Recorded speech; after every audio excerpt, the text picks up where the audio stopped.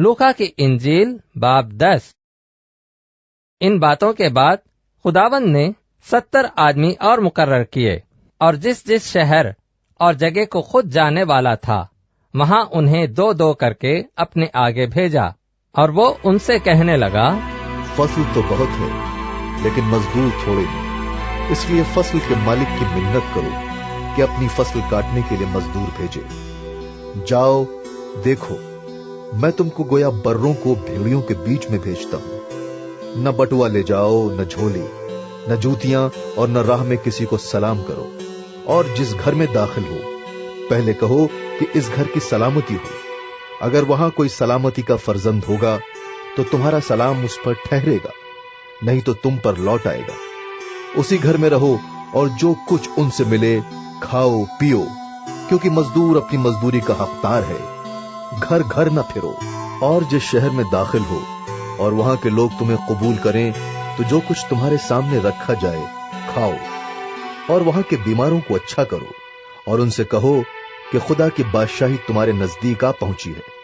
लेकिन जिस शहर में दाखिल हो और वहां के लोग तुम्हें कबूल न करें तो उनके बाजारों में जाकर कहो कि हम इस गर्द को भी जो तुम्हारे शहर से हमारे पांव में लगी है तुम्हारे सामने झाड़े देते हैं, मगर ये जान लो कि खुदा की बादशाही नजदीक आ पहुंची है। मैं तुमसे कहता हूं कि उस दिन सदोम का हाल उस शहर के हाल से ज्यादा बर्दाश्त के लायक होगा। ऐ खुराजीन तुझ पर अफसोस, ऐ बैत सैदा तुझ पर अफसोस, क्योंकि जो मौजूजे तुम में जाहिर हुए अगर सूर और सैदा में जाहिर होते तो वो टाट ओढ़कर और खाक में बैठकर कब के तौबा कर लेते। मगर अदालत में सूर और सैदा का हाल तुम्हारे हाल से ज्यादा बर्दाश्त के लायक होगा। और ऐ कफरनहूम, क्या तू आसमान तक बुलंद किया जाएगा? नहीं, बल्कि तू आलम अरवाह में उतारा जाएगा। जो तुम्हारी सुनता है वो मेरी सुनता है, और जो तुम्हें नहीं मानता वो मुझे नहीं मानता, और जो मुझे नहीं मानता वो मेरे भेजने वाले को नहीं मानता। वो 70 खुश होकर फिर आए और कहने लगे, आए खुदावन, तेरे नाम से बदरुए भी हमारे ताबे हैं। उसने उनसे कहा, मैं शैतान को बिजली की तरह आसमान से गिरा हुआ देख रहा था।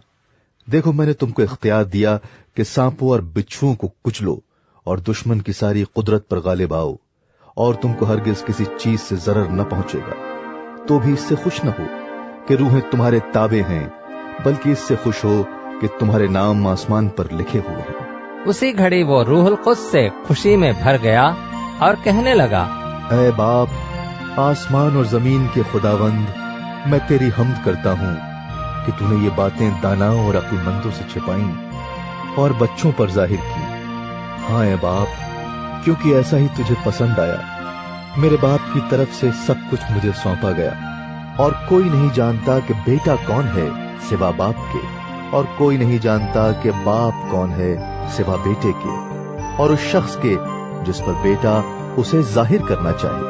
और शागिर्दों की तरफ मुतवज्जह होकर खास उन्हीं से कहा, मुबारक है वो आंखें जो ये बातें देखती हैं जिन्हें तुम देखते हो, क्योंकि मैं तुमसे कहता हूं कि बहुत से नबियों और बादशाहों ने चाहा कि जो बातें तुम देखते हो देखें मगर न देखी, और जो बातें तुम सुनते हो सुने मगर न सुनी।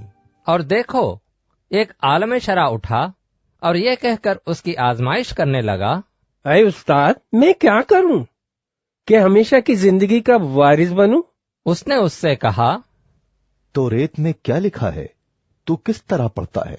उसने जवाब में कहा, खुदावंद अपने खुदा से अपने सारे दिल, अपनी सारी जान, अपनी सारी ताकत और अपनी सारी अक्ल से मोहब्बत रख, और अपने पड़ोसी से अपने बराबर मोहब्बत रख।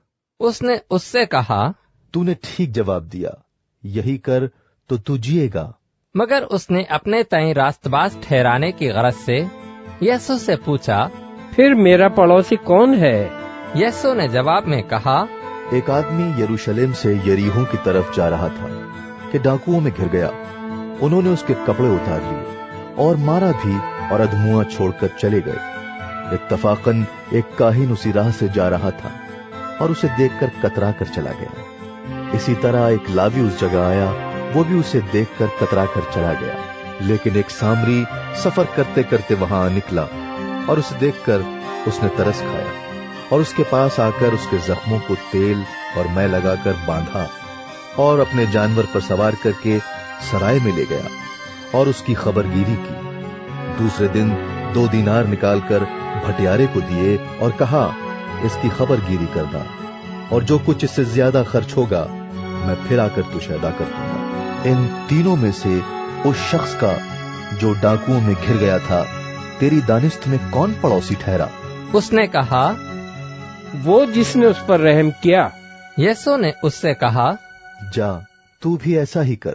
پھر جب جا رہے تھے تو وہ ایک گاؤں میں داخل ہوا، اور مرتھا نام ایک عورت نے اسے اپنے گھر میں اتارا، اور مریم نام اس کی ایک بہن تھی۔ وہ یسوع کے پاؤں کے پاس بیٹھ کر اس کا کلام سن رہی تھی، لیکن مرتھا خدمت کرتے کرتے گھبرا گئی۔ پس اس کے پاس آ کر کہنے لگی، اے خداوند، کیا تجھے خیال نہیں کہ میری بہن نے خدمت کرنے کو مجھے اکیلا چھوڑ دیا ہے؟ پس اسے فرما کہ میری مدد کرے۔ خداوند نے جواب میں اس سے کہا،